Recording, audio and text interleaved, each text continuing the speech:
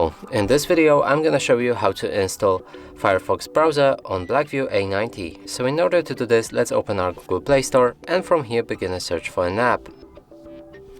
Enter Firefox browser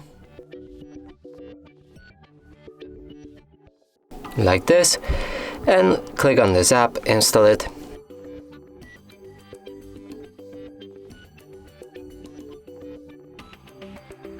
After that process is done, we can open our app. From here customize it, so you can choose your theme, pick your toolbar placement, change always on privacy settings, synchronize Firefox between other devices, also read this privacy notice, and after all that click on start browsing.